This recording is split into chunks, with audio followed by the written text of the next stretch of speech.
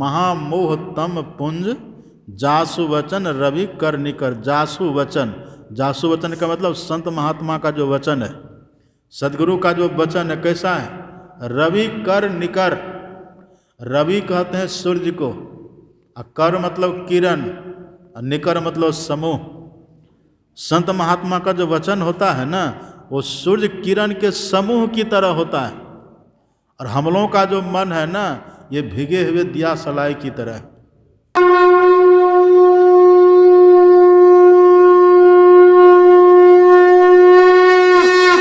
सत्संग जो हम लोग करते हैं, इसके लिए संत कबीर साहब ने 2 बातें कही है। पहली बात तो कबीर साहब कहते हैं, मूर्ख जन कोई सार न जाने, सत्संग में अमृत बरसे। कबीर साहब कहते हैं सत्संग में अमृत बरसता है, लेकिन जो अज्ञानी व्यक्ति है, मूर्ख है, मूर्ख अर्थात अज्ञानी, अज्ञानी अर्थात अनभिज्ञ व्यक्ति, तो जो अनभिज्ञ है उसको इसका पता नहीं रहता। मूर्ख जन कोई सार न जाने, सत्संग में अमृत बरसे।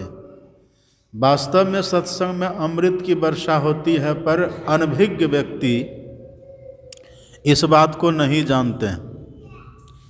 एक तो अमृत कहते हैं, और दूसरी बात कबीर साहब कहते हैं, शब्द सा हीरा पटक हाथ से, मुट्ठी भरे कंकर से।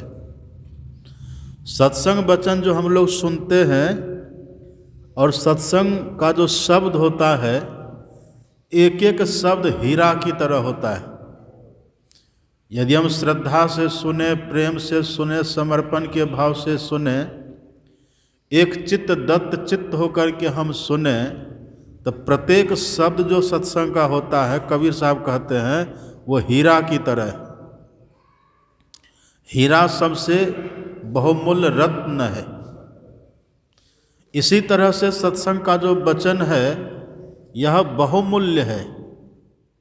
आप पढ़ेंगे अपने सदगुरु महाराज की वाणी पदावली में, सदगुरु महाराज जी कहते हैं, बातें हैं अनमोल, मोल नहीं एक एक की। सदगुरु महाराज जी कहते हैं सत्संग की बातें अनमोल होती हैं, जिसका कोई मोल नहीं होता है। और मोल नहीं का मतलब ये नहीं कि फ्री का सामान है, ये भाव नहीं है।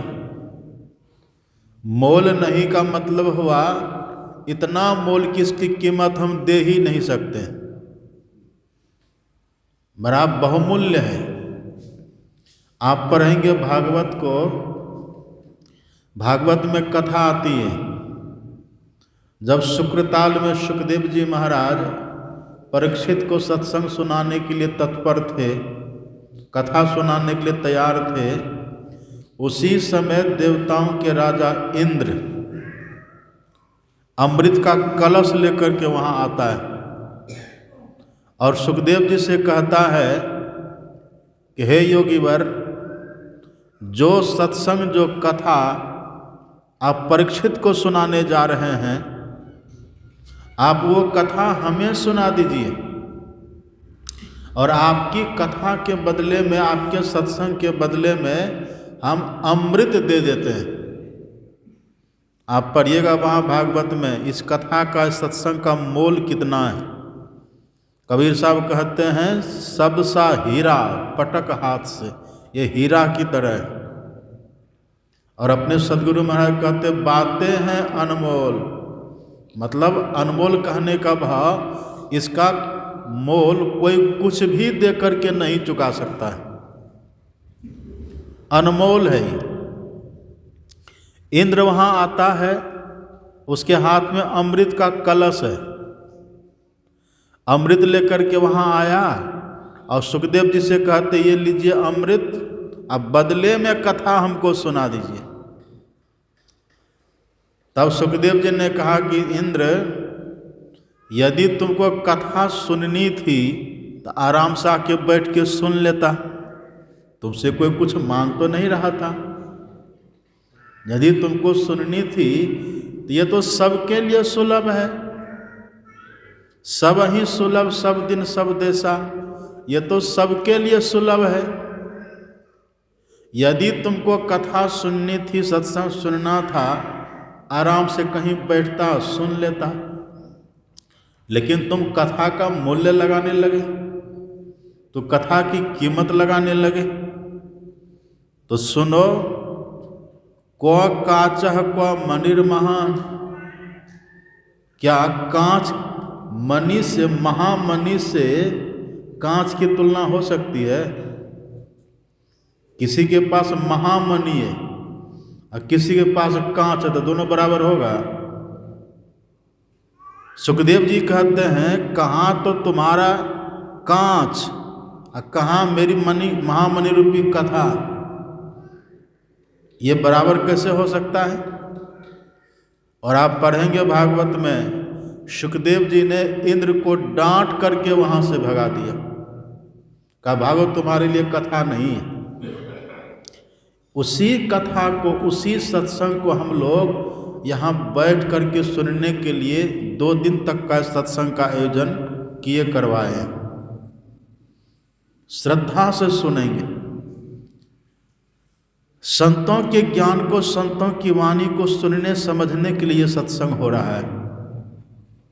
अनमोल बातें हैं, बातें हैं अनमोल, मोल नहीं एक एक की, अनमोल बातें।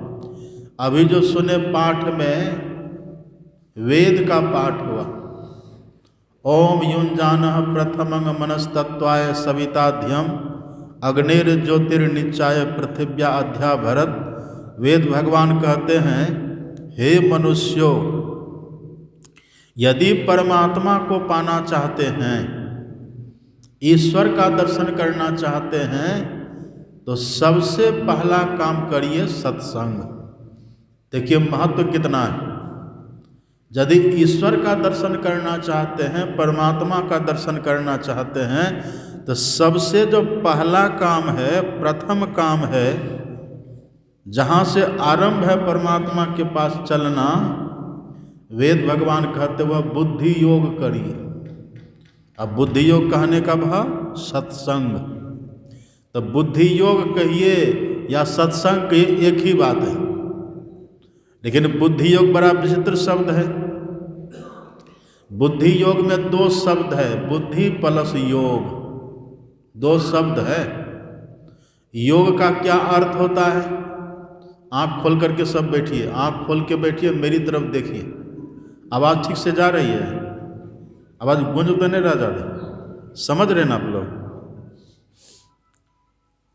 बुद्धि योग में 2 शब्द हैं, बुद्धि प्लस योग बराबर बुद्धि योग।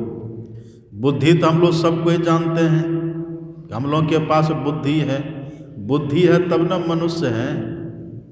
लोग कहते बड़े बुद्धिमान हैं, बड़े बुद्धिमान का मतलब इसके पास अच्छी बुद्धि है, तब न लोग कहते हैं। तो बुद्धि तो हम लोगों के पास है ही है, अब फिर उसमें लगा हुआ है योग। इसका भाव क्या है? इसका भाव है अभी जो हम लोगों की बुद्धि है, इसको, इसमें योग करना है।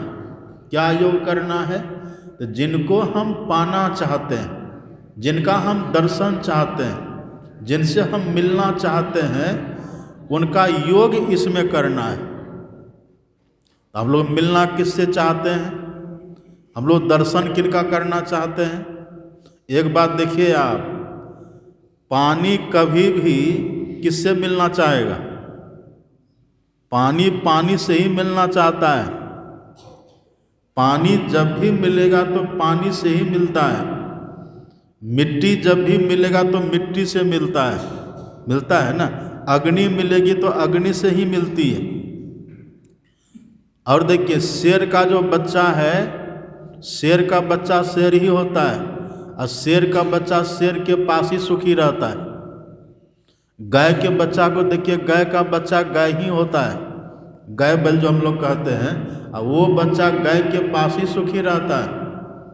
तो हम लोग किन के अंश हैं? हम लोग किन की संतान हैं? ईश्वर अंश जीव अविनाशी चेतन अमल सहज सुख राशि। हम लोग ईश्वर की संतान, हम लोग ईश्वर के अंश हैं। हम सब जब भी मिलना चाहेंगे ना, ईश्वर से भी मिलना चाहते हैं। हमारे भीतर जो हार्दिक इच्छा है वो ईश्वर से मिलने की है, लेकिन रास्ते में बीच में जहाँ तहाँ अटक जाते हैं। अभी जो हमारे मन में तरह तरह की चाहनाएं होती है, कामनाएं होती है, ये चाहिए, वो चाहिए, ऐसा चाहिए, वैसा चाहिए, हम पा लेते हैं, लेकिन पाने के बाद संतोष होता है संतोष। मन में होता है कि मकान रहता तो बड़ा अच्छा होता, मकान बन जाता तो बहुत उत्तम होता। अब मकान बन जाता है, हम मकान में रहने लग जाते हैं, पर उतने में संतुष्ट रहते हैं, फिर कमी दिखती है कि नहीं, उस कमी को भी पूरा कर देते हैं, फिर भी संतोष होता है। इसका मतलब क्या है? हम एक कार खरीदते हैं, जब कार नहीं थी तो मन में था जब कार हो जाएगी ना तब हम सुखी हो जाएंगे, और जब कार ले लेते हैं तब सुखी हो जाते हैं, और तब मन में संतुष्टि मिल जाती है? नहीं मिलती है। तो ये दुनिया के पदार्थों के माध्यम से जो हम सुखी होना चाहते हैं, इनको जो हम चाहते हैं, तो दुनिया के पदार्थों के चाहने के मूल में एक ऐसे पदार्थ की चाहना है जो हमें संतुष्ट कर दे, जो हमें पूरा का पूरा तृप्त कर दे। इसीलिए सूरदास जी कहते हैं, आप सूरदास जी की वाणी पढ़ेंगे, सूरदास जी कहते हैं, अविगत गति कछु कहत न आवे, परम स्वाद सबहि जो निरंतर अमित तोष उपजावे। सूरदास जी कहते हैं जो परमात्मा है ना, परमात्मा अमित तोष, ऐसा नहीं कि परमात्मा को पा लेंगे तो और कुछ पाने का मन करेगा, ऐसा नहीं होता। सुंदर मकान बना लिए, लेकिन दूसरों के मकान को देख करके होता काश ऐसा ही मेरा भी मकान होता। हम दूसरों के मकान को देखकर ललचते हैं, ऐसा मकान हमारा हो जाए, लेकिन जब वैसा मकान हो जाता तो संतुष्ट रहते उतने में नहीं, फिर किसी दूसरे मकान को देख करके कहते इसका मकान अच्छा है, ऐसा मन में भाव होता है कि नहीं। कार नहीं थी तो कार खरीद लिए, लेकिन खरीदने के बाद उसी में तृप्त हम रहते हैं, दूसरी कार देखने पर फिर वो अच्छा लगने लग जाता है। लेकिन ईश्वर के दर्शन पर ऐसा नहीं होगा। ईश्वर का दर्शन यदि कोई कर ले तो सूरदास जी कहते हैं अमित तोष उपजावे। तोष का मतलब होता है संतोष, तृप्ति, संतुष्ट हो जाना। आप कहिए उससे संतुष्टि मिलती है? नहीं मिलती है। लेकिन फिर चाहना क्यों होती है? चाहनाओं के पीछे एक ही है, इसमें भावना, भाव या रहस्य कि हम जैसा हम हैं वैसा ही हम चाहते हैं, है ना। जैसा हम हैं वैसा ही हम चाहते हैं। तो हम ईश्वर की संतान है ना, हम ईश्वर का अंश हैं। जैसा ईश्वर है वैसा ही हम भी हैं, वही हम भी हैं। तो हम जब भी चाहेंगे तो ईश्वर को चाहते हैं, इन माध्यम होता है दुनिया का पदार्थ।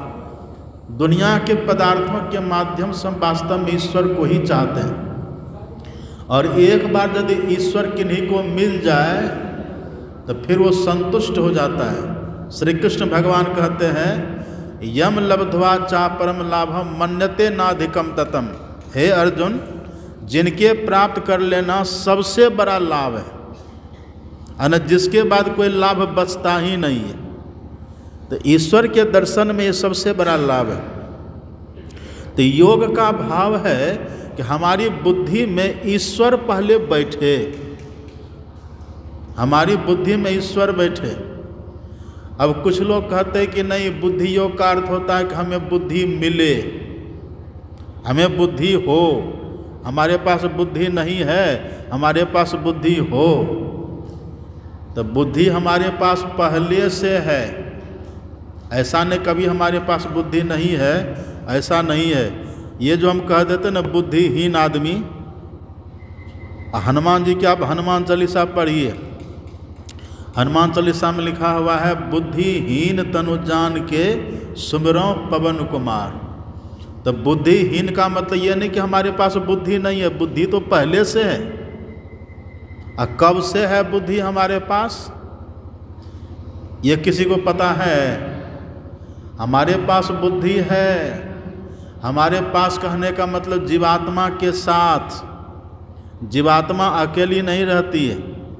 आप और हम जो जीवात्मा है ना, जीवात्मा के साथ बुद्धि पहले से है।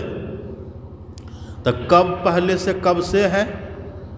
कोई समय इसका निश्चित है? कोई जन्म की कथा है कि किस जन्म में बुद्धि हमारे साथ हुई है? नहीं हुई है। लेकिन संत महात्माओं के ज्ञान से पता चलता है कि जब हम परमात्मा से बिछुड़े, जब ते जीव हरिते बिलगान्यो, जब हम ईश्वर से बिलग हुए, जब हम परमात्मा से बिछुड़ करके अलग हुए, तो परमात्मा है चेतन से चैतन्य। हम परमात्मा से अलग हो गए तो चेतन हो गए। चेतन इसलिए कहते हैं ना, ईश्वर से जीव अविनाशी, हम चेतन हैं। चेतन का अंश हम चेतन हैं। इन अलग जो हो गए परमात्मा से हम चेतन, अब बाद में इसी चेतन पर जड़ की लपेट चढ़ गई। जरावरण हो गया इसके ऊपर। हम हैं चेतन और चेतन पर जड़ की लपेट पड़ गई। जैसे आप देखते हैं ना, लकड़ी के ऊपर लाह की लपेट होती है। बाबा साहब कहते थे, परम संत बाबा देवी साहब कहते थे, जो हमारे गुरु महाराज के गुरु थे परम संत बाबा देवी साहब, तो बाबा देवी साहब कहते थे, जैसे लाह से लपेटी लकड़ी होती है, लाह से लपेटी लकड़ी होती है, उस लकड़ी को आप अग्नि पर दीजिए तो अग्नि के ताप से लाह पिघल करके गिर जाता है ना। तो जैसे लाह, लकड़ी पर लाह की लपेट होती है, ऐसे ही हमारे ऊपर अर्थात चेतन के ऊपर जड़ का आवरण चढ़ गया। हम जरावरणित हो गए। जड़ शुरू कहाँ से है? तो जड़ की शुरुआत है महाकारण मंडल से। परमात्मा है केवल मंडल से भी परे। केवल मंडल में भी हम रहे। निःशब्दम परमम पदम, हम परमात्मा के साथ ही थे, लेकिन हम परमात्मा से बिछुड़ गए। तुलसीदास जी कहते, जब ते जीव हरिते बिलगान्यो, जब से जीवात्मा परमात्मा से अलग हुआ, जब ते जीव हरिते बिलगान्यो, तब ते देह गेह निज जान्यो। और अपने सदगुरु महाराज जी कहते हैं, तू उतरी परियो तम माही। अब पीब निःशब्द में, परमात्मा है निःशब्दम परमम पदम में, हम वहाँ से उतर आए। हम भी थे वहीं पर उतर आए। तो उतर जो हम आए, तो रास्ते में उतर करके हम कहाँ आ गए? अंधकार में, घोर अंधकार में आ गए। इसलिए आंख बंद करिए, सबके भीतर घोर अंधकार दिखता है। तो सदगुरु महाराज जी कहते हैं, तू उतरी परियो तम माही। अब पीब निःशब्द में, परमात्मा है निःशब्दम परमम पदम में, हम आ गए अंधकार में। तो अंधकार में जो हम आ गए, यहाँ अंधकार में हम मन के साथ में हैं, बुद्धि के साथ में हैं। इसलिए राधा स्वामी साहब कहते हैं, हे मनवा तू सदा के संगी। हे मन, तू हमेशा से संग रहता है। कृष्ण भगवान की वाणी पढ़िए गीता के 6ठा अध्याय में। भगवान कृष्ण कहते, तत्र तम बुद्धि संजोगम लभते पौर्व देहिकम। अभी जो हम लोग का शरीर है ना, इसके पहले जन्म का जो शरीर था, तो बुद्धि वहाँ भी थी हमारे पास, वही बुद्धि अभी भी मिली है। तो मन भी है हमारे पास, अब बुद्धि भी है हमारे पास, और चित्त भी है, अहंकार भी हमारे पास है। ये सब है अभी। जब हम अंधकार में हैं, ये चारों इंद्रियां, अंतःकरण इसको बोलते हैं, इसके साथ हम रहते हैं। और 4 अंतःकरण है, इसके साथ में 10 और स्थूल इंद्रियां हैं। आँख कान नाक जीभ चमड़ा ये सब, तो ये 10 स्थूल इंद्रियाँ और 4 अंतःकरण, कुल मिला के कितना हो गया? 14। तो जब तक हम अंधकार में हैं, अंधकार में रहने से 14 इंद्रियों के संग में हम रहते हैं, लेकिन इसका संग हुआ कहाँ? ये जो शरीर हमारा है ना, ये जो आँख कान नाक है, ये माँ के पेट में आने के पहले था? नहीं था। और जब मर जाएंगे तब ये सब रहेगा? ये सब नहीं रहेगा। तो ये तो मिलता है बिछुड़ता है, ये सब मिलते बिछुड़ते रहता है।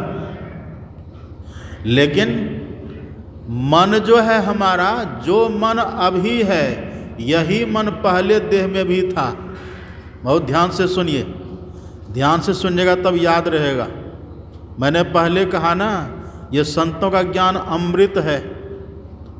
संतों का जो ज्ञान है ना, कबीर साहब कहते हैं शब्द सा हीरा। हम अपनी बात आपको कुछ भी नहीं सुनाएंगे, हम जो भी कुछ आपको सुनाएंगे सब संत और भगवंत का ज्ञान जो अमृत है। लेकिन शर्त है, क्या शर्त है? सेवत सादर। आप आदर के साथ सुनिए, आदर से सुनिएगा तब लाभ होगा। अब फॉर्मेलिटी निभाइएगा ज़्यादा इधर उधर, तब गड़बड़ हो जाएगा। शांति। तो हम क्या कह रहे थे आपको? जो 10 इंद्रियां हैं ना हमारी, शरीर मिला तो 10 इंद्रियां मिली। आँख कान नाक जीभ चमड़ा हाथ पैर गुदा लिंग और मुंह, ये 10 इंद्रियां शरीर मिला तो ये भी आया। लेकिन मन बुद्धि चित्त अहंकार, ये शरीर जब हमारा नहीं था तब भी हमारे साथ था, और जब ये शरीर हमारा नहीं रहेगा तब भी हमारे साथ रहेगा। तो हमारे साथ ये सब हुआ कौन? कब हुआ? ये देह तो माँ के पेट से संग हो गया। हम पहले कहीं थे, माँ के पेट में आए तो देह हमारा साथ कर लिया। लेकिन मन कहाँ साथ हुआ? बुद्धि का संग हमको कहाँ मिला? जब परमात्मा से हम बिछुड़े, परमात्मा से अलग हुए, परमात्मा है निःशब्दम परमम पदम में, जब वहाँ से हम बिछुड़े कैवल्य मंडल हुआ। अब वहाँ से और नीचे आए महाकारण मंडल, वही है जर, वही जर मंडल है, वही जर का आवरण हमारे ऊपर चढ़ गया। अब उससे नीचे आए कारण मंडल में, वहीं पर मन का जन्म हुआ। कारण मंडल में मन जन्म ले लिया। अब मन के संग में हम हो गए। अब मन के संग में रह के सुखी होइएगा? सुखी रहेंगे हम लोग? एक बात देखिए, जैसे यहाँ अभी बैठे हुए हैं, अभी यहाँ शेर तो नहीं है, लायन शेर सिंह है भी यहाँ नहीं है, तो सुख से है कि नहीं? और यदि यहाँ पर शेर आ जाए तब, बाघ आ जाए यहाँ, तब सुखी रहिएगा? तब सुखी रहेंगे? नहीं रहिएगा। एक मन में कितना शेर होता है जानते हैं ना? एक मन में 40 शेर होता है। एक शेर के आने से हम सब के सब दुखी हो जाएंगे, दुखी होंगे ना। लेकिन रास्ते में जब हम परमात्मा से बिछुड़ करके चले तो 40 शेर का एक मन का संग हो गया। अब देखिए ये मन, तो ये मन है। अब मन बहुत खुराफाती है। अब मन है जर, मन का संग हुआ, बुद्धि का संग हुआ, अहंकार का संग हुआ, चित्त का संग हो गया, ये चारों इंद्रियों का संग हमको हो गया। कारण मंडल में सबका संग हो गया। एक बात और देखिए, कारण मंडल और महाकारण मंडल दोनों एक ही है। सुन रहे बात? कारण और महाकारण दोनों एक ही है। तो कारण मंडल में अर्थात जड़ के शिखर पर आकर के इनका संग हमको हो गया। मन का संग हो गया, बुद्धि का संग हो गया, चित्त का संग हो गया, अहंकार का संग हो गया, ये संग हमको हो गया। तभी से कारण के बाद नीचे है सूक्ष्म मंडल, वहाँ भी ये संग ही रहता है। इस देह से जब हम मरते हैं ना, निकलते हैं इस देह से, सूक्ष्म लोक में रहते हैं, तभी चारों इंद्रियां हमारे साथ रहती है। ये मन बुद्धि चित्त अहंकार, ये सब के सब साथ ही रहता है। हम लोग सत्संग योग में पढ़ते हैं, अपने सदगुरु महाराज की वाणी में हम लोग पढ़ते हैं, मन कारण मंडल में जाकर के लय होता है, क्योंकि ये वहीं से उत्पन्न हुआ है। लेकिन बुद्धि की बात कहीं नहीं है, कहीं होगी लिखी हुई बातें, लेकिन हम नहीं पढ़े। बुद्धि कहाँ से उत्पन्न हुई है, चित्त कहाँ से उत्पन्न हुआ है, अहंकार कहाँ से उत्पन्न हुआ है, इसका खुलासा उतना नहीं है। लेकिन मन के लिए सदगुरु महाराज जी कहते हैं ये कारण मंडल से उत्पन्न हुआ है। एक बात देखिए, मन कह दिए ना, तो मन कह देने से चारों हो जाता है। अब गीता का 12वां अध्याय पढ़िए।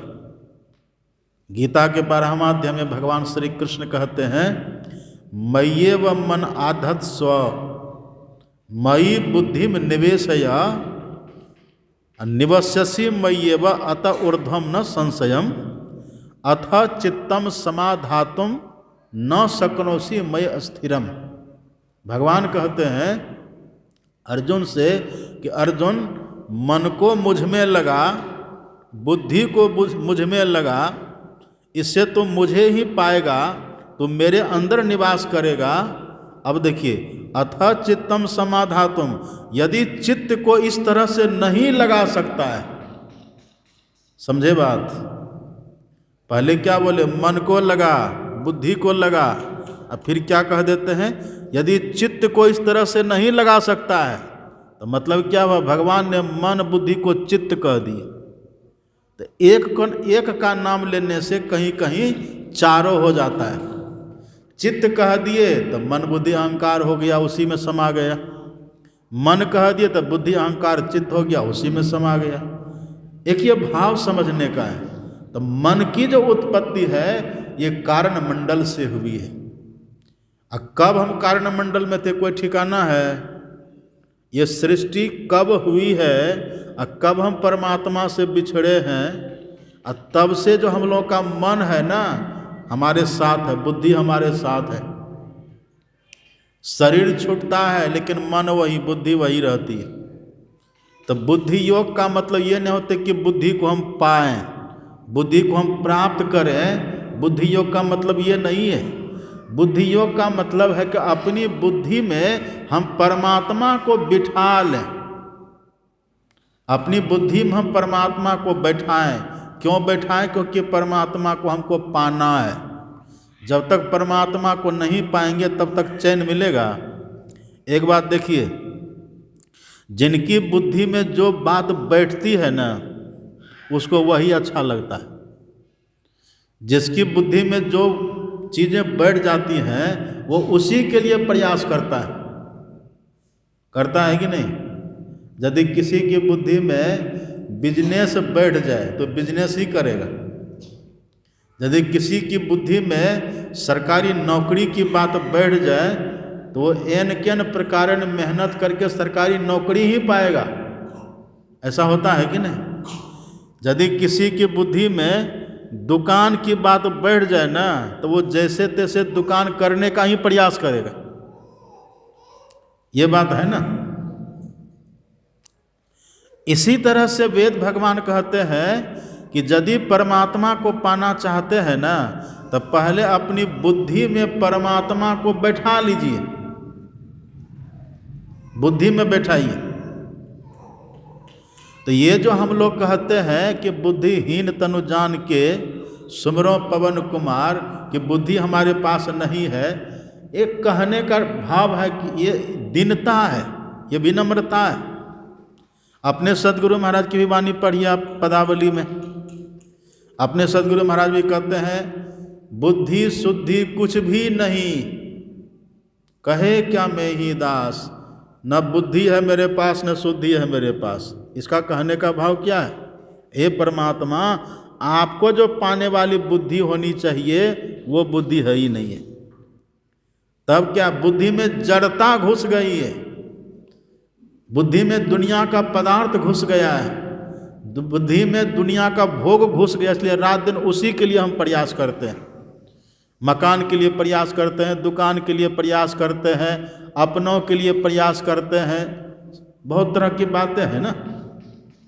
ये दुनिया का पदार्थ हमारे भीतर में घुस गया।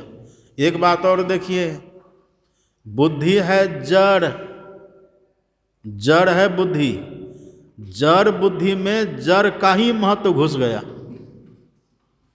जड़ बुद्धि में जड़ का ही महत्व घुस गया है। इन सत्संग क्या करता है, अभी सुन रहे थे, बाबा सुना रहे थे, जाड्यम धियो हरति सिंचति वाची सत्यम मानोन्नतिम दिशति पाप मपा करोति चेतः प्रसाद्यति दीक्षु तनोति कृत्रिम सत्संगति कथ्य किम न करोति पुंसाम। इसका भाव क्या है, जाड्यम धियो हरति, हमारी बुद्धि में जो जड़ पदार्थों का महत्व घुस गया है। जड़ किसको कहते हैं, मकान जड़ है, दुकान जड़ है, कार जड़ है, रुपया पैसा जड़ है, जड़ है ना। पिताजी का शरीर जड़ है, भाई का शरीर जड़ है, माताजी का शरीर जड़ है, पुत्र का शरीर जड़ है, ये सब जड़ है। ये सब का जो महत्व हमारी बुद्धि में घुस गया है ना, इसलिए हम रात दिन उसी के लिए प्रयास कर रहे हैं। पिताजी की देह में चेतन है, उसमें बुद्धि नहीं है। अब देखिएगा, जब कोई व्यक्ति गांव घर में मर जाता है ना, तो मरने के बाद देह से लिपट करके रोता है, रोता है कि नहीं, और कहता है मेरा पिताजी चले गए। उस शरीर को कहते हैं, शरीर से लिपट करके शरीर को पकड़ करके रोते हैं कि नहीं लोग। उसके भीतर जो चेतन था, जो असली पिताजी थे, वो बुद्धि में अटता ही नहीं है, वो नहीं अटता है, जड़ का भी पकड़ हो गया। वही संत कहते जाड्यम धियो हरति। लेकिन यदि कोई सत्संग ठीक से करे तो सत्संग करते करते बुद्धि के भीतर जो जड़ता का प्रवेश हो गया है ना, जड़ता का प्रवेश, मकान का प्रभाव, दुकान का प्रभाव, धन का प्रभाव, पद का प्रभाव, सब जड़ है, लेकिन इसी की महत्ता हमारी बुद्धि में बैठ गई है। तो संत कहते हैं अपनी बुद्धि में जो चैतन्य चैतन्य परमात्मा है, उनकी महत्ता को बैठाइए। जड़ पदार्थ से कभी किसी को सुख मिलता है? नहीं मिलता। अब मिलता हुआ तो क्षणिक सुख मिलता है, वो संतुष्ट करने वाला सुख नहीं है। जो सुख पहले चाहते थे ना, मिलने के बाद वही फीका फीका लगता है। पहले मन में था, जब भूख लगी रहती है ना, तो अच्छा अच्छा भोज्य पदार्थ खाने का मन करता है। खूब बढ़िया कढ़ी पकौड़ी खा लीजिए, बड़ी खा लीजिए, तो क्या आप संतुष्ट हो गए? फिर 2 घंटे के बाद वही हाल हो जाता है। ये होता है कि नहीं? लेकिन अभी हम लोगों की जो बुद्धि है, अभी हम लोगों की बुद्धि में ही जड़ पदार्थ का समावेश हो गया है। तो संत कहते हैं अपनी बुद्धि से इसके महत्व को निकालिए। ये कहाँ पर होगा? तो जाड्यंग धियो हरति। धी कहते बुद्धि को, और जाड्यंग कहते जड़ता को। बुद्धि की जड़ता, जो बुद्धि में जड़ता का प्रभाव घुस गया है। और यदि बुद्धि में जड़ता घुस गया तो उसी का नाम है कुबुद्धि। जब बुद्धि में जड़ता घुसती है तब बुद्धि कुबुद्धि हो जाती है, मति कुमति हो जाती है। लेकिन जब सत्संग करेंगे तब सत्संग करने से सुमति मिलती है। क्यों? क्योंकि सत्संग करते रहने से अपनी बुद्धि में परमात्मा का महत्व समाहित हो जाता है। और दुनिया के पदार्थों का, जड़ता का, जो जड़ पदार्थों का जो महत्व है, वो धीरे धीरे धीरे धीरे कम होने लग जाता है, धीरे धीरे कम होता है। नहीं तो इसकी बड़ी पकड़ है। लोग इसी के लिए जन्म से लेकर के मृत्यु तक इसी के लिए प्रयास करते हैं। अच्छा से अच्छा सुख मिले, अच्छा से अच्छा घर की व्यवस्था हो, मकान की व्यवस्था हो, अच्छी बात है। संत महात्मा मकान का विरोध नहीं करते हैं। संत महात्मा कार का विरोध नहीं करते, पद प्रतिष्ठा का विरोध नहीं करते हैं, लेकिन उसके हकीकत को दिखाते हैं, उसके यथार्थता को दिखलाते हैं। कितना भी बढ़िया घर बन जाए, कितनी भी कीमती कार हो, इन अंतिम में सब छोड़ करके जाना पड़ता है कि नहीं? कितना भी धन हो, अंतिम में सब छोड़ करके जाना पड़ता है कि नहीं? सब छूट जाता है, हमारा नहीं रहता है। तो यहाँ सत्संग जो करते रहते हैं, धीरे धीरे उसके यथार्थता को समझ जाते हैं। सुखदेव जी महाराज थे ना, बड़े ज्ञानी थे। अब कितने ज्ञानी थे? वो माँ के पेट से ही ज्ञान लेकर के जन्म हुए थे, सब जानते हैं ना। 12 साल तक माँ के पेट में रहे थे सुखदेव जी महाराज। 12 साल के बाद जब वो जन्म लिए, तो जन्म लेते ही सीधे जंगल की तरफ चल दिए, रुके भी नहीं। पिताजी ने कहा, अरे पुत्र, अभी तो तेरा जन्म हुआ है, जंगल चल दिया। सुखदेव जी ने कहा कि पिताजी, यहाँ बहुत अज्ञानता है, मोह ममत्व की मार है, मुझे तो बस भगवान का भजन करना है। कितने देखिए विरक्त है। जंगल चले गए, और कुछ दिन के बाद फिर लौट करके घर आए। जब घर आए तब उनके पिताजी ने कहा कि बेटा, तू जंगल तो चला गया, तपस्या तो तुम करने लगा, लेकिन दीक्षा लिए हो, गुरु बनाए हो, गुरु बनाओगे, बिना गुरु का ज्ञान होता है? कहा गुरु बनाओ। सुखदेव जी कहते, पिताजी किनको हम गुरु बनाए? वेदव्यास जी का तभी राजा जनक हैं, राजा जनक, जनक के पास जाओ, उनको अपना गुरु बनाओ। लेकिन आप पढ़िएगा, उनके पिताजी कहते हैं कि पुत्र, जनक के पास जाओ गुरु बनाने के लिए, लेकिन आकाश से उड़ करके मत जाना, नीचे धरती पर पैदल चल करके तब जाओ। मतलब क्या हुआ? सुखदेव जी के पास उड़ने की शक्ति दीक्षा के पहले से थी, आकाश में उड़ सकते थे वो, लेकिन गुरु के पास जाना है ना, गुरु से ज्ञान लेना है ना। कहा तुम पैदल जाओ। बड़ी लंबी कथा है। तो सुखदेव जी पैदल गए हैं, कई दिन चलते चलते तब पहुँचे जनक जी के पास। अब वहाँ गए तो फिर वहाँ उनसे जो दीक्षा शिक्षा लेना था सो लिए। अब देखिए क्या होता है, सुनिएगा ध्यान से। 12 साल तक माँ के पेट में रह करके जन्म लेने वाले सुखदेव जी महाराज, उनके पास कुछ नहीं था, नंग धरंग रहते थे। लेकिन एक कमंडल रखते थे, लकड़ी वाला कमंडल, एक कमंडल रखते थे लकड़ी वाला, उसी में जल आदि जो रखना होता था उसी में रखते थे। ये गए जनक जी महाराज के पास, बैठे हैं सत्संग करने के लिए। आगे में जनक जी बैठ करके सत्संग सुना रहे हैं, और सुखदेव जी बैठे हैं सत्संग कर रहे हैं। खूब चला सत्संग, प्रवचन समझा रहे हैं, सब अपना दिव्य ज्ञान, दिव्य अनुभूति उनको बता रहे हैं, परमात्मा की महिमा सुना रहे हैं। जड़ की जो असारता है, जड़ की जो निस्सारता है, वो समझा रहे हैं। इसी में जनक जी महाराज के मन में होता है कि देखूं इसकी बुद्धि से जड़ता खत्म हुई है कि नहीं, जरा देखो इसकी बुद्धि में जड़ का प्रभाव, जड़ का महत्व अब भी है क्या, या अब भी जड़ के लिए प्रयास करेगा। जब तक इसको ईश्वर का दर्शन नहीं होगा, तब तक के संतुष्ट नहीं होगा, तब तक के सुखी नहीं होगा।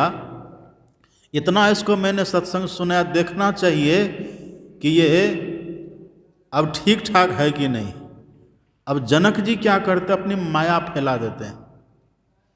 प्रवचन कर रहे हैं, सत्संग चल रहा है, एक दास उधर से आते हैं, कोई सेवक, कहते राजन आपके महल में आग लग गई है। सुन रहे बात, आपके महल में, राजभवन में आग लग गई। लेकिन ये कुछ नहीं बोलते हैं, प्रवचन चालू है, प्रवचन कर रहे हैं। फिर कुछ देर के बाद फिर आते हैं, फिर कहते राजन आपका महल धू धू करके जल रहा है। फिर भी कुछ नहीं बोल रहे हैं, फिर भी कुछ नहीं कह रहे हैं, प्रवचन सुना रहे हैं, और सुखदेव जी सुन रहे हैं। थोड़ी देर के बाद फिर सेवक आता है, राजन आपका जो महल है वो धू धू करके जल गया, खत्म हो गया, राख की ढेर बन गया। तब भी कुछ नहीं बोल रहे, प्रवचन कर रहे हैं। थोड़ी देर के बाद सेवक फिर आता है, राजन अग्नि की लपट इधर ही बढ़ती आ रही है। देखिए सत्संग का फल कैसा होता है। सत्संग सुनने से व्यक्ति के भीतर बुद्धि कैसी हो जाती है। राजन अग्नि की लपट इधर ही आ रही है। जनक जी तब भी प्रवचन करते ही रहे, बंद नहीं किए, और धीरे धीरे अग्नि बढ़ते बढ़ते वहाँ आए जहाँ दोनों बैठ के सत्संग कर रहे थे ना, वहाँ तक पहुँच गई। और सुखदेव जी के बगल में कमंडल रखा था, वही लकड़ी वाला कमंडल। लकड़ी वाला कमंडल में आग पकड़ लिया, इधर प्रवचन चल रहा है, आग जैसे पकड़ी कमंडल में। तो सुखदेव जी ने सोचा कि जरा इसको हटा करके इधर से इधर रख देते हैं। जैसे कमंडल को उठा करके रखने लगे इधर, बस जनक जी प्रवचन करना बंद कर दिए, प्रवचन बंद। कहा मेरा मकान जल गया, मेरा पूरा महल जल गया, न मैं उठ करके गया, न मैं तुमको सुनाना बंद किया, और कमंडल के लिए तुम सुनना छोड़ दिया। इसका मतलब अब भी तुम्हारी बुद्धि में कमंडल घुसा हुआ है। जब तक बुद्धि में कमंडल घुसा हुआ रहेगा तब तक परमात्मा नहीं घुसेगा। तू अपात्र है, तू कुपात्र है, तुमसे ये ईश्वर दर्शन होने वाला नहीं है। पहले बुद्धि से कमंडल को निकालो। देखिए यही है जाड्यंग धियो हरति। हम ईश्वर का दर्शन करना चाहते, परमात्मा का दर्शन करना चाहते हैं, इन बुद्धि में कहिए किनको किनको बसा करके रखे हैं। तब लोग कहते बाबा ध्यान करते, ध्यान नहीं बनता है। कैसे बनेगा? पहले बुद्धि में है क्या सो देखिए। जो बुद्धि में बैठा रहेगा ना वही मिलेगा, जिसका प्रभाव बुद्धि में बैठा रहेगा ना वही मिलेगा। वही आप उसी के लिए एरी चोटी का पसीना एक कर दीजिएगा। यदि दुकान की बात खोपड़ी में बैठी हुई है ना, तो दुकान करने के लिए, दुकान खोलने के लिए आप एरी चोटी का पसीना एक कर दीजिएगा, आप दुकान खोल लीजिएगा, है ना बात। यदि कार का सुख आपकी बुद्धि में घुसा हुआ है कि कार हमको लेना है, आपकी बुद्धि में कार पहले घुस गई, घर पर तो बाद में कार आएगी। आप उसके लिए एरी चोटी का पसीना एक कर दीजिएगा, आप कार ले ही लीजिएगा। तो बुद्धि में जो बात बैठी रहती है वही होता है। यहाँ वेद भगवान कहते हैं यदि ईश्वर को देखना चाहते हैं, परमात्मा को देखना चाहते हैं, तो पहले बुद्धि में परमात्मा को बैठाइए। जिसकी बुद्धि में राम होता है उसकी बुद्धि सुबुद्धि होती है, सुमति होती है, और जिसकी बुद्धि में काम होता है उसकी बुद्धि कुबुद्धि होती है, वो कुमति होती है। आप पढ़िएगा रामचरितमानस में लिखा हुआ है, विभीषण जी का उपदेश है, कितना सुंदर विभीषण जी ने कहा है। विभीषण जी कहते हैं सुमति कुमति सबके उर रही, सुमति कुमति सबके उर रही, नाथ पुराण निगम अस कहई। जहाँ सुमति तहाँ संपत्ति नाना, जहाँ कुमति तहाँ विपत्ति निधाना। जहाँ सुमति तहाँ संपत्ति, इसका मतलब क्या है? जहाँ सुमति रहेगी ना वहाँ सुमति, सुमति का मतलब ये दुनिया का सुख सुविधा ये भी रहेगी। और सबसे बड़ी बात है जहाँ सुमति है वहाँ परमात्मा रूपी संपत्ति रहेंगे। परमात्मा को भी धन कहा गया है, ईश्वर को भी धन कहते हैं। आप पढ़िए पदावली में, अपने सदगुरु महाराज जी लिखते हैं ध्यान भजन हीन लही हो न प्रभु धन, ध्यान भजन हीन लही हो न प्रभु धन, को कहाँ भय सुभक्त पढ़ी गाई मात्र मन। प्रभु धन मतलब परमात्मा रूपी धन। तो जिनके भीतर सुमति है ना उनके भीतर उन्हीं को परमात्मा अच्छे लगेंगे। लेकिन अभी हमारे भीतर क्या है? कुमति। अब कुमति रहेगी, कुमति का मतलब जहाँ काम है, जहाँ राम है तो सुमति है, काम है तो कुमति है। और जब तक हमारी मति में काम रहेगा, कुमति हमारी रहेगी, तब तक कितना भी बढ़िया से बढ़िया मकान बन जाए, दुकान बन जाए, खेत खलिहान हो जाए, कार हो जाए, पद हो जाए, प्रतिष्ठा हो जाए, परिवार हो जाए, संतान हो जाए, सब कुछ हो जाएगा, लेकिन हम कभी भी सुखी नहीं हो सकते। हमारे भीतर का दुख कभी नहीं मिटेगा। इसको मिटाने के लिए तो बस पहले सुमति लानी होगी। और सुमति कहने का मतलब अपनी बुद्धि में भगवान को बैठाना होगा, अपनी बुद्धि से जड़ता को निकालना होगा।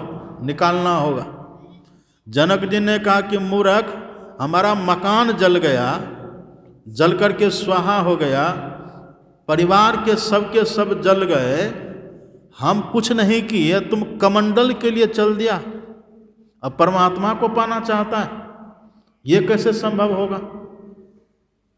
एक बार कबीर साहब जा रहे थे, एक चौराहे होकर के गुजर रहे थे, और संजोग से वहीं पर धनी धर्मदास जी महाराज बहुत अमीर थे, राजा थे, सम्राट थे, वो वहीं पर थे। और कबीर साहब अपनी मस्ती में, ये तो परमात्मा को पाए हुए संत थे ही कबीर साहब। अब वहाँ कबीर साहब कहते हैं,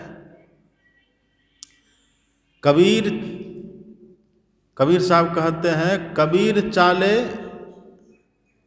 अमरापुरी लिए लुकाठी हाथ, और जो घर जा रे आपनो चले हमारे साथ।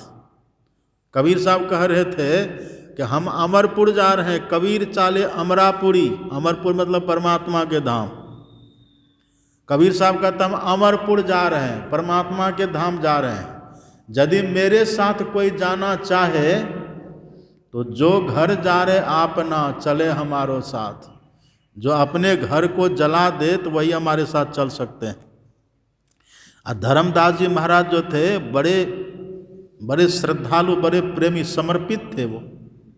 अब जैसे सुना कि कबीर साहब कह रहे कि अमरपुर जा रहे, परमात्मा के धाम जा रहे हैं, अपना घर जो जा रहे तो जार करके तब चले हमारे साथ, कहे तो बड़ा सस्ता है।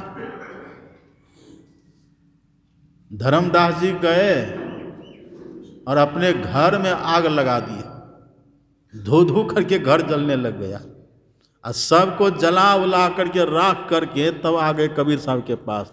कहा हमको ले चलिए। कहा मतलब, कहा आपने कहा था ना कबीर चाले अमरापुरी लिए लुकाठी हाथ, और जो घर जा रहे अपना चले हमारो साथ, तो हमने सब घर को जला दिया।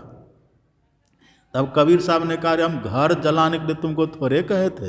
ये जो आप बोले, कहा इसका कहने का भाव है, कबीर का गाया गावे तो गजब का धक्का खावे, और कबीर का गाया बुझे तो तीनों लोग सूझे, कहते हैं ना। जो रहे 12 बरस रहे साधु के टोल, और तब समझे एक बोल, कहते हैं ना हम लोग। तो कबीर साहब ने कहा ये आग लगा करके जलाने के लिए हमने थोड़े कहा था तुमको। ये कहने का भाव था कि अपनी बुद्धि में जो तुमको घर क्या हुआ है, इस बुद्धि से निकालो, बुद्धि में जलाओ। बाहर जलाने की बात हम नहीं बोले थे, बुद्धि में जलाने की बात हम बोले थे, और तुम बाहर में जला दिया। लेकिन बाहर में भी जलाना कोई मामूली बात है।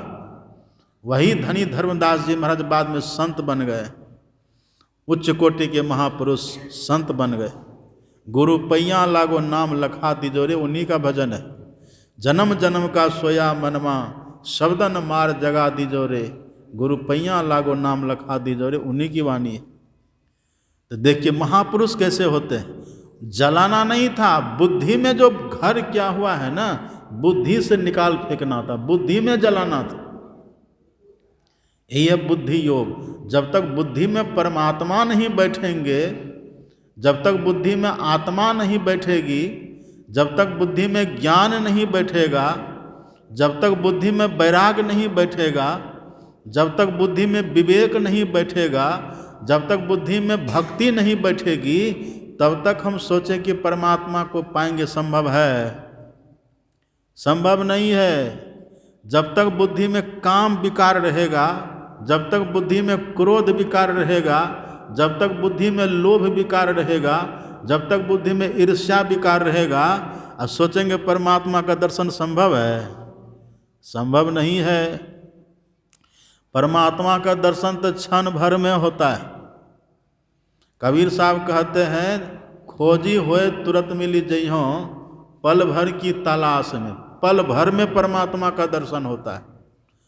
यहाँ हम लोगों को करते करते जन्मों वर्षों बीत गया, और तब जब मिलते हैं तो कहते कि देखिए ना, कुछ भजन बनता ही नहीं है, अनुभूति कुछ नहीं हो रही। क्यों नहीं हो रही है? जहाँ अनुभूति होती, जिससे अनुभूति होती, वहाँ तो कचरा भरा हुआ है। कचरा पहले साफ तो हो। साफ जब तक नहीं होगा तब तक दर्शन होगा ही नहीं।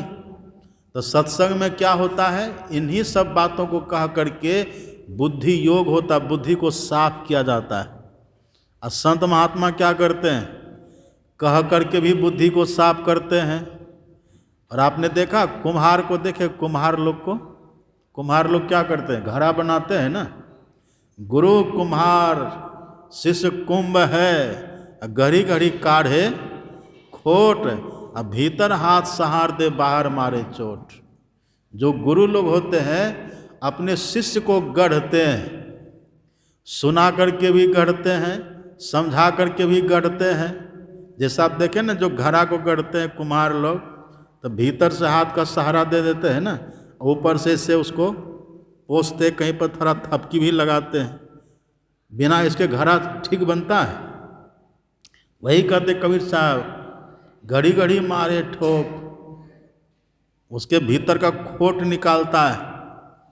अब केवल उस पर पॉलिश ही लगावे तो घड़ा अच्छा बनेगा, उभर खाबर हो जाएगा कि नहीं? तो संत महात्मा बनावटी क्रोध भी करते हैं। संत महात्मा के भीतर आपको बहुत विकार दिखेगा, लेकिन उनके भीतर वो विकार होता नहीं है। वो जगत का कल्याण करने के लिए, शिष्यों का उद्धार करने के लिए, अनुयायियों का कल्याण करने के लिए धारण करते हैं। अपने सदगुरु महाराज जी थे ना, सदगुरु महाराज जी जब घुसाते थे अखिल भारतीय के मंच पर, लाखों की भीड़ होती थी। जब वहाँ घुसाते थे ना, लाखों की देह में जैसे करंट फैल जाता था। एक बार जब डांट देते थे तो पूरी सभा में सन्नाटा छा जाता था। ऐसा जो अनुभव किए वो अब भी लोग हैं। और वहाँ देखिए विकार नहीं है, खट विकार जित अनघ अकामा, अचल अकिंचन सुचि सुख धामा। छहो विकार वहाँ खत्म है। लेकिन यदि शासन नहीं करेंगे, डांट डपट नहीं करेंगे, तब परमात्मा का दर्शन संभव नहीं है। क्योंकि वहाँ पर तब शुद्धि आएगी ही नहीं, शुद्धि तब नहीं आती है। एक व्यक्ति था, एक गाय को पीट रहा था, और सदगुरु महाराज जी देखे। अब जैसे देखे सदगुरु महाराज जी तो उसको कहते मारो मारो मारो मारो। तो लोग कहता कैसे महात्मा है, ये तो गाय को मार ही रहा पहले से, ऊपर से कहता मारो मारो। तो हमने सुना है, तब गुरु महाराज जी ने कहा कि हम जो कह रहे थे मारो, तो गाय को मारने थोड़े बोल रहे थे, हम कह रहे थे अपने क्रोध को मारो। जैसे क्रोध के बस में होकर के तुम गाय को मार रहे हो, पीट रहे हो ना, उसे क्रोध को मारो, ये हम कह रहे थे। तो 12 बरस रहे साधु के टोल, तब समझे एक बोल। तो साधु महात्मा क्या करते हैं? हमारी बुद्धि को पहले शुद्ध करते हैं। एक बात और देखिए, जितना बुद्धि की शुद्धि सत्संग करने से होती है, उससे ज़्यादा शुद्धि आचरण में उतारने से होती है, संतों के ज्ञान को। और संत महात्मा जितना उपदेश करके बुद्धि का सुधार करते हैं ना, उससे ज़्यादा आचरण दिखा करके बुद्धि का सुधार करते हैं। अब नहीं माने कोई जर जराट हम बन जाए तो सत्संग का दोष तब थोड़े ना, तब सत्संग का दोष नहीं है। तो सबसे पहली बात संत महात्मा कहते हैं, अपनी बुद्धि में परमात्मा को बैठाइए। बुद्धि में जिसका प्रभाव होगा, जिसकी महत्ता होगी, हम वही पाने के लिए तत्पर होंगे, हम उधर ही चलेंगे। ऐसा क्यों होता है? हम उसी के लिए प्रयास करेंगे। ऐसा क्यों? कारण क्या है? आप पढ़िएगा। आप पढ़ेंगे धर्म ग्रंथों में, बुद्धि को सारथी कहा है। एक उपनिषद है कठोपनिषद। कठोपनिषद में इस शरीर को रथ कहते हैं, रथ। आत्मानम रथिनम विद्धि शरीरम रथमेव तु बुद्धिम तु सारथिम विद्धि मनः प्रग्रहमेव च। यमराज ने नचिकेता से कहा था कि नचिकेता, तुम्हारा जो शरीर है ना, ये तुम्हारा शरीर रथ के समान है, और तुम जो इस शरीर में बैठे हुए हो, तुम सारथी, तुम रथी की तरह हो, तुम हो रथी, और तुम्हारी जो बुद्धि है वो है सारथी। अब मन है लगाम, इंद्रियां है घोड़े। इंद्रिय रूपी घोड़े 10 घोड़ा है। 10 घोड़ा हमारा आँख, कान, नाक, जीभ, चमड़ा, हाथ, पैर, गुदा, लिंग और मुंह, ये 10 घोड़ा। ये 10 घोड़ा इस शरीर रूपी रथ में जुटा हुआ है। अब मन का लगाम लगा हुआ है, अब बुद्धि सारथी बना हुआ है, आत्मा इस पर बैठा हुआ है। अब कहिए रथ किधर जाएगा? ये रथ किधर जाएगा? रथ जाएगा उधर जिधर सारथी इसको ले जाएगा। सारथी का मतलब क्या? ड्राइवर। सारथी मतलब क्या? चालक। तो कार किधर जाएगी? जिधर ड्राइवर ले जाएगा उधर ही ना कार जाएगी। यदि ड्राइवर कार को रोड पर ले जाएगा तो कार रोड पर दौड़ेगी। यदि गड्ढा में लेकर के चला गया तब गड्ढा में गिरेगी। तो ड्राइवर के हाथ में है ना किधर लेकर के जाएगा। इसी तरह से यमराज कहते हैं कि देखो, बुद्धि तुम्हारी जो है ना वो सारथी की तरह है, आत्मा रथ है और मन लगाम है, इंद्रियां घोड़े हैं। अच्छा एक बात आप बताइए, लगाम के बस में घोड़ा होता है कि घोड़ा के बस में लगाम होता है? लगाम के बस में घोड़ा होता है। लगाम के बस में सारथी होता है कि सारथी के बस में लगाम होता है? सारथी के बस में लगाम होता है। सारथी रथी के बस में होता है कि रथी सारथी के बस में होता है? रथी के बस में होता है सारथी। तो रथी है हम आत्मा, आत्मा के बस में है बुद्धि सारथी। बुद्धि है सारथी और मन है लगाम। तो मन बुद्धि के बस में है, अब मन है लगाम, इंद्रियां है घोड़े, तो इंद्रियां मन के बस में है। अब गीता के 15वां अध्याय पढ़िएगा। भगवान श्री कृष्ण कहते गीता में, श्रोत्रम चक्षु स्पर्शनम च रसनम घ्राणमेव च अधिष्ठाय मनश्चायम विषयानुपसेवते। हे अर्जुन, ये जो जीवात्मा है ना, ये जीवात्मा मन को अगवा बना करके और इंद्रियों के माध्यम से विषयों को ग्रहण करता है। मन के अगवाई में जो हमारी इंद्रियां हैं ना वो विषय को ग्रहण करती है। अभी देखिए यहाँ सब बैठ के सत्संग सुन रहे हैं ना हम लोग, आप सुन रहे हैं, तो सुनना किस इंद्रिय का काम है? कान का काम है ना।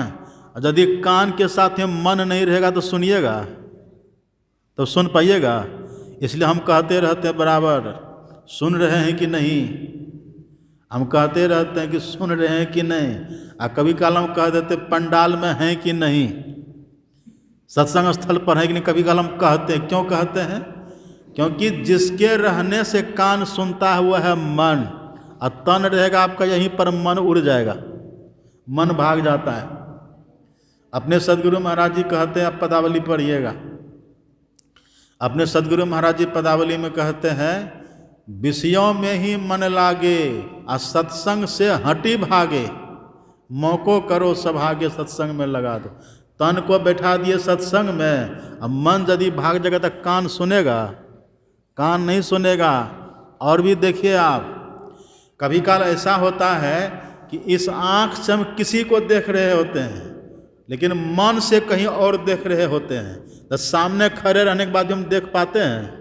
नहीं देख पाते। रूप है सामने, आँख भी है, लेकिन देख किसी और को रहे हैं।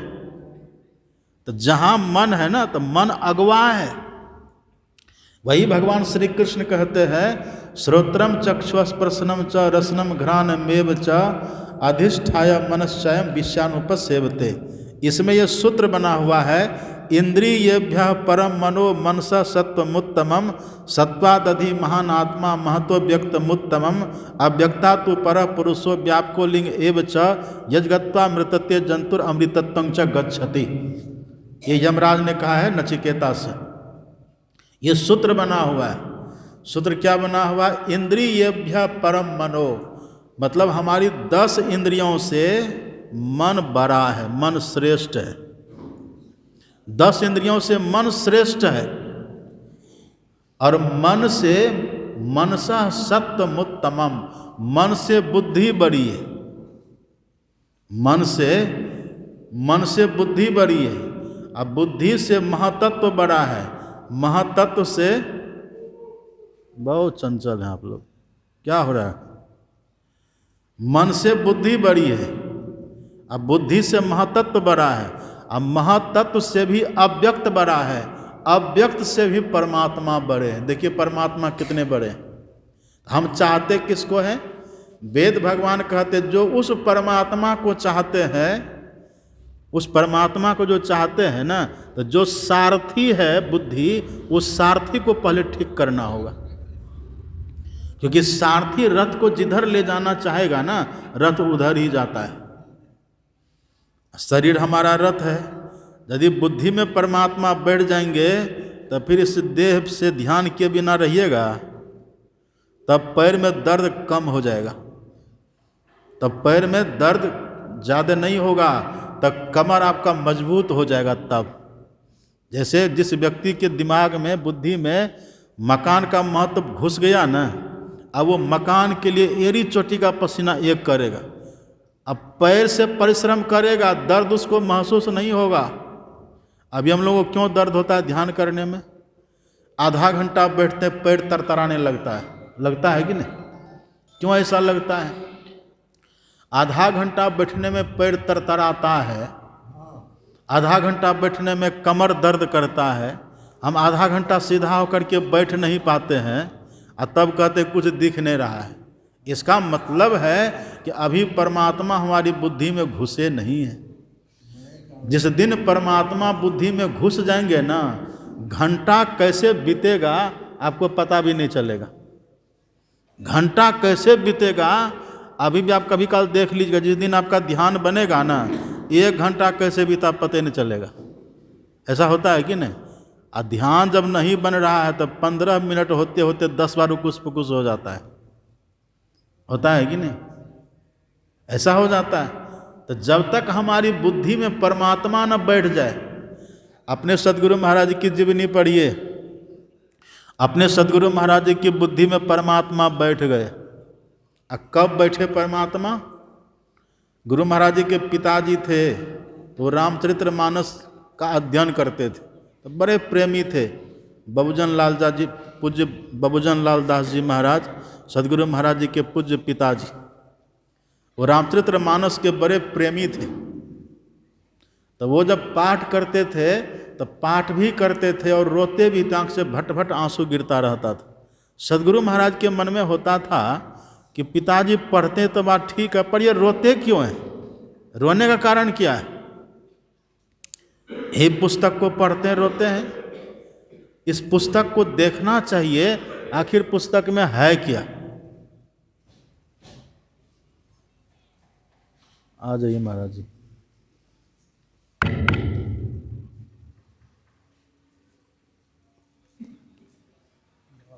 हाँ, श्री सदगुरु महाराज की जब बैठी। नहीं कोई बात, जब रत्न भगवान आ गए तो क्या कह रहे थे हम? हाँ, गुरु महाराज के जो पिताजी थे ना, वो पढ़ते थे। अब पढ़ते पढ़ते रोते भी थे। तो गुरु महाराज जी के मन में हुआ पढ़ना तो ठीक है, पर रोते क्यों है? रोने का कारण आखिर क्या है? इस पुस्तक को देखना चाहिए। और आप पढ़ेंगे गुरु महाराज की जीवनी में, हिंदी सदगुरु महाराज जी पढ़े भी नहीं थे, तब हिंदी पढ़ना जानते भी नहीं थे, लेकिन अपने से उस रामचरित्र मानस को देखते देखते देखते देखते हम लोग कहते हैं ना, होनहार बिरबान के हो चिकने पात। देखते देखते अपने आप पढ़ने लग गए हिंदी।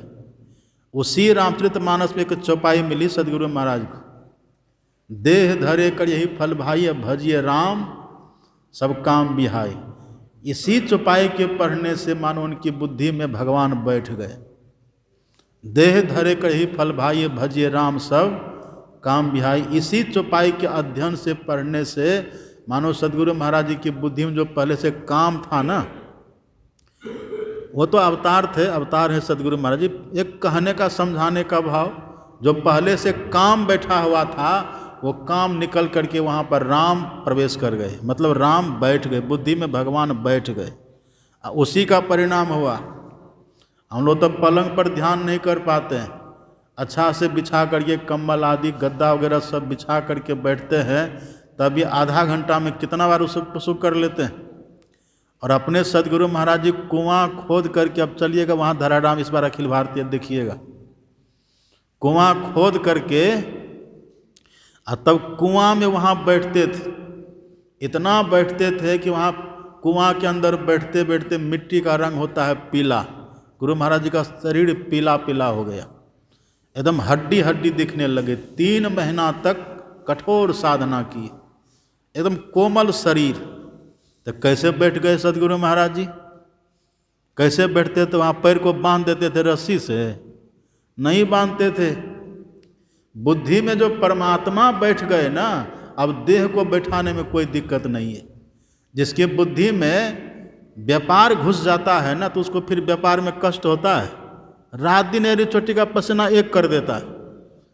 इसी तरह से जिसकी बुद्धि में परमात्मा बैठ जाते हैं, फिर ध्यान करने में, बैठने में उसका मन न तो उबता है न तो तन उसका उठता है। तन है रथ, तो सारथी जिधर ले जाना चाहेगा ना, उधर रथ जाता है। तो रथ शरीर हमारा रथ है, अब बुद्धि ही सारथी की तरह है। तो बुद्धि को पहले ठीक करना है। अब बुद्धि ठीक कैसे होगी? संत महात्माओं का दर्शन करने से, उनका सत्संग सुनने से। तुरंत सत्संग सुनने से नहीं होगा। जब कछु काल करिए सत्संगा, तब ही होए मोह भ्रम भंगा। जब सत्संग करते करते बहुत समय बीतता है, तब लाभ होता है। आप कहेंगे कैसे? अभी जो हम लोग की बुद्धि है ना, हम लोग की बुद्धि में अभी विषयों की आर्द्रता है, विषयों की पकड़ बहुत है। राम भगवान कहते हैं ना, नरतन उपाय विषय मन देही, पलटी सुधाते 60 विषय। मन अभी विषयों की तरफ बहुत जाता है। अब विषय क्या? विषय पानी की तरह है। विषय वारी मन मीन भिन्न नहीं होत कबहु पल एक। विषय पानी की तरह है। तो विषय रूपी पानी में हमारी जो मन बुद्धि ये सब इंद्रियां हैं, सब मछली की तरह उसमें डूबी हुई है, मछली की तरह। आप देखिए गांव घर में दिया सलाए होते ना, माचिस होता है ना, यदि माचिस भींग जाए तो तुरंत जलता है। अब दुकान से जाइए, माचिस खरीद करके ले आइए, अब तिल्ली निकालिए, एक बार घिस दीजिए, भग से जल जाएगा। जो नया है तुरंत जल जाता है। अब वही थोड़ा भींग जाए तब, वही सिमा जाए तब उसको थोड़ा सा सेकना पड़ता है। और यदि पूरा पानी में ही गिर जाए तब सेकने से काम चलेगा? तब सेकने से काम नहीं चलेगा। तब उसको धूप में सुखाना पड़ता है। और 2 मिनट में सूख जाएगा? 2 मिनट में नहीं सूखेगा, घंटों लगेगा सूखने में। क्या पता सुबह से दोपहर तक समय लग जाए, सुबह से शाम तक समय लग जाए। तो जब पानी में भींग जाता है ना, भीगने के बाद उसको सुखाने में समय लगता है। आइए, बहुत लेट से आए अब तो ख़त्म करने वाले हैं। अच्छा, रतन बाबा बोलेंगे, आइए।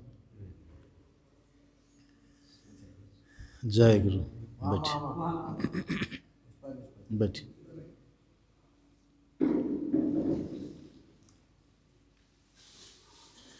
श्री सद्गुरु महाराज की। क्या कह रहे थे हम? जो माचिस बिल्कुल पानी में डूबा हुआ है, अब तुरंत कोई सोचे कि सूख जाए, सेकने से तो संभव है? तुरंत नहीं सूखेगा, समय लगता है। तो अभी जो हम लोगों की बुद्धि, हम लोगों का मन है, ये विषय में बिल्कुल डूबा हुआ है। रात दिन विषय चिंतन में बीतता है। और प्राणियों में तो एक एक विषय रहता है। मीन मृग भृंग पतंग कुंजर एक दोष नासई। मछली में केवल जीव का विषय, जीव का रस विषय। पतिंगा में रूप विषय, भौरा में गंध विषय, हाथी में स्पर्श विषय और मृगा में शब्द विषय। एक एक विषय के चक्कर में तो पांचों मारे जाते हैं। इन हम और आप जो मनुष्य हैं, ये मनुष्य के भीतर पांचों विषयों की प्रबलता रहती है। रात दिन मनुष्य का जो, हम लोगों का जो मन है ना, एकदम विषय में डूबा हुआ रहता है। अच्छे से अच्छे रूप के पीछे, गंध के पीछे, शब्द के पीछे, रस के पीछे, स्पर्श के पीछे, इन विषयों में हम लोगों का मन बिल्कुल डूबा हुआ रहता है। मतलब भीगी हुई दिया सलाई की तरह। जब सत्संग में आते तब बोध होता, करे ये विषय तो विष है। पलटी सुधाते 60 विष ले। सत्संग के बिना तो लोग कहते हैं कि विष अमृत के, विषय अमृत है। विषय को अमृत की तरह लोग मानते हैं। लेकिन सत्संग में आने के बाद ज्ञान होता, तब लगता है ये विषय तो विष के समान है। अब सोचते हैं कि मन विषय में नहीं जाए, निर्विषय तत्व परमात्मा में लगे। इधर परमात्मा को बुद्धि में हम बैठावे तो तुरंत काम बनेगा? तुरंत नहीं होता। इसलिए कहते जब कछु काल करिए सत्संगा। सत्संग करते करते तब ये लाभ होता है कि मन हमारा विषयों से रुकता है। अच्छा, क्यों रुकता है विषयों से? संत महात्मा के वचन में, संत महात्मा के ज्ञान में, संत महात्मा के दर्शन में बड़ी शक्ति है। आप पढ़ेंगे, गोस्वामी तुलसीदास जी महाराज कहते हैं, बंदों गुरुपद कंज कृपा सिंधु नर रूप हरि महामोह तम पुंज जासु वचन रवि कर निकर। महामोह तम पुंज जासु वचन रवि कर निकर। जासु वचन, जासु वचन का मतलब संत महात्मा का जो वचन है, सदगुरु का जो वचन है, कैसा है? रवि कर निकर। रवि कहते हैं सूर्य को, और कर मतलब किरण, और निकर मतलब समूह। संत महात्मा का जो वचन होता है ना, वो सूर्य किरण के समूह की तरह होता है। और हम लोगों का जो मन है ना, ये भीगे हुए दिया सलाई की तरह है। तो जो बारंबार सुनते रहते समझते रहते हैं, तो मानो मन वहाँ सिकाता है। लेकिन शर्त क्या है? अब कोई व्यक्ति माचिस को सुखावे भी या फिर पानी में भिगावे भी, तो फिर सूखेगा वो? पानी में जाना बिल्कुल बंद हो, इधर सूखे, तब धीरे धीरे सूख जाता है। इन हम लोग का मन कैसा है? सत्संग में आते हैं, सुनते हैं, समझते, तो मन को रोक करके रखते हैं। और जैसे थोड़ा ज़्यादा दिन हो गया, भूल भाल गए सब बात, तो फिर उसी विषय में आकंठ डूब जाते हैं। फिर वही चिंतन, फिर वही मनन, फिर वही विषय चिंतन, फिर वही विषय अमृत की तरह लगने लग जाता है। फिर कभी संत महात्मा आते तब फिर सिकाई करते। ऐसे करने में अपने सदगुरु महाराज जी कहते हैं, कछु काल का मतलब वर्षों भी होता है, और कभी काल तो कछु काल का मतलब जन्मों भी होता है। तो जो बुद्धिमान होते हैं, जो विवेकी लोग होते हैं ना, वो इन बातों को समझ करके, संत महात्मा की बातों को समझ करके अपनी बुद्धि को ठीक करते हैं। अपने सदगुरु महाराज जी देखते हैं, बस एक चौपाई को पढ़े, चौपाई को पढ़े, अब बुद्धि में भगवान को अटा ली, और दुनिया से बिल्कुल विमुख हो गए। बस 3 महीना साधना किए वहाँ धराड़ा में कुआं खोदकर, 18 महीना साधना किए कुप्पा घाट के गुफा में, पालिए परमात्मा को। मुड़ गए तब नहीं, इधर से मुड़ गए। रज्जब को देख के विवाह करने जा रहे थे, रास्ते में दादू दयाल जी महाराज मिल गए। जैसे जौहरी हीरे की पहचान करते हैं ना, जैसे सोनार सोने की पहचान करते हैं, ऐसे संत महात्मा महापुरुष सुपात्र की पहचान करते हैं। दादू दयाल जी ने जैसे देखा रज्जब को, अरे ये तो पवित्र आत्मा है, तो दिव्य आत्मा, अमल विमल आत्मा है, ये इनका तो जन्मों का संस्कार है। वहाँ बैठे बैठे कहते हैं, रज्जब तू गज्जब किया, सिर पर बांधी मोर, आया था हरि भजन को चला नरक की ठोर। बस एक यही दोहा सुने, इसी दोहा को सुनकर के उनकी बुद्धि पलट गई, बुद्धि बदल गई। जिनसे वो विवाह करने जा रहे थे ना, जिस लड़की से, अपने भाई से कहा कि जा तू उससे विवाह कर ले, अब हम विवाह नहीं करेंगे। एक दोहा में बुद्धि बदल गई।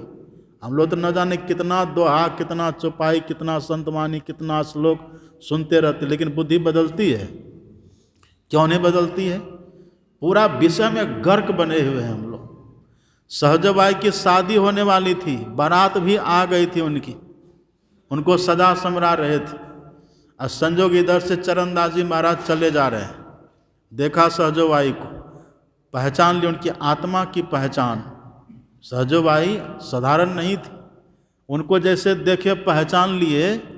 उनको सुना करके चरणदास जी कहते हैं चलना है रहना नहीं, चलना विश्वाबीस। सहजबाई सुन रही है, ये दोहा बोल रहे हैं, चलना है रहना नहीं, चलना विश्वाबीस, और सहजो तनिक सुहाग पे कहाँ गुधावे शीस। चलना रहना का मतलब क्या हुआ? दुनिया में सब दिन कोई रहेंगे? यहाँ सब दिन तो रहना है नहीं किन्हीं को, चलना यहाँ से। वही पहला दोहा। अब फिर कहते हैं जैसे सरसी लो की छिन पानी छिन आग, ऐसे सुख दुख जगत की सहजो तू तजी भाग। आप देखते ना, सरसी होता है लोहार के पास, सोनार के पास सरसी होती है, उसी से पकड़ लेते, चिमटा टाइप का होता, पकड़ लेते हैं, कभी आग में देते, कभी पानी में देते, दोनों में जाता आता रहता है। इसी तरह से चरणदास जी ने कहा कि यहाँ तो सुख दुख लगा ही रहता है, इसको छोड़ो, भागो, परमात्मा को पाओ। बस इतने से सहजबाई सचेत हो गई। सचेत होकर के ऐसा उसने भजन किया। उनकी वाणी आप पढ़िए, भयाजी हरि रस पी मत बारा, 8 पर झूमत ही बीते डारी दियो सब भाड़ा। तो थोड़े दिन के भजन से हो गया ना। उनकी बुद्धि पहले से शुद्ध थी, पहले से परिमार्जित थी। इन हम लोगों की जो बुद्धि है पहले से एकदम विषय पानी में डूबी हुई है, विषय में एकदम डूबा हुआ है। और थोड़ा सत्संग भी करते हैं तो भीतर में मान मर्यादा की भावना बहुत रहती है। लेकिन अपने सदगुरु महाराज जी क्या कहते? जेठ मन को हेठ करिए, मान मद बिसराइए। अति दीन हो के जिसने सत्संग सुमति ली, अपने को सोई में ही गुरु शरण में कर ली। जो अत्यंत विनम्र होकर के, दीनहीन होकर के, और तब सत्संग को परमात्मा का अंग समझ करके सेवन करे, भाव सद्भाव, समर्पण का भाव, भीतर से श्रद्धा, दूसरी रतिमम कथा प्रसंगा, ऐसा जिसका भाव है, तब उसके मन में जल्दी असर पड़ता है। और जब मन में असर हो गया, अब देह फिर काम करने लग जाएगी। अब देह बैठने में उतना दर्द नहीं करेगी, अब दर्द धीरे धीरे धीरे धीरे अब देखेंगे कम होगा। ताश खेलने में दर्द करता कभी शरीर, अब देखिए ताश खेलने वाले को घंटों बैठे रहते, जुआ खेलने वाले को देखिए बैठे रहते हैं ना, दुकान में देखिए दुकानदार को बैठे रहते घंटों, देह उनका दर्द करता है वहाँ? क्यों नहीं करता? क्योंकि उनको वहाँ पर प्रॉफिट दिख रहा है। इसी तरह से जब हमारी बुद्धि में परमात्मा बैठ जाएंगे, लाभ हमको दिखने लग जाएगा, फिर शरीर हमारा काम करने लग जाएगा। यही जो अभी घटना घटित नहीं हुई जीवन में, इसलिए भजन नहीं बनता है। तो वेद भगवान कहते कि हे मनुष्यों, ईश्वर को देखने के लिए, ईश्वर को पाने के लिए सबसे पहला काम बुद्धि योग कर लीजिए, मतलब बुद्धि में परमात्मा को बैठा लीजिए। जो बुद्धि में पहले से काम बैठा हुआ है ना, उस काम को हटा करके राम को बैठाइए, तब तो मानस योग होगा, बढ़िया सा होगा, तब अपने होगा। थोड़ा परिश्रम करेंगे, थोड़ा प्रयास करेंगे, ज़्यादा होगा। मानस योग का मतलब होता है मानस जप और मानस ध्यान, ये होगा। और दृष्टि योग, अग्निक योग का मतलब दृष्टि योग है, बिंदु ध्यान कहिए, दृष्टि योग की एक ही बात है। नाद ध्यान सब होगा, और सब करके परमात्मा को पा लेंगे, शाश्वत जीवन हमारा हो जाएगा। यही ज्ञान संत मत के सत्संग में होता है।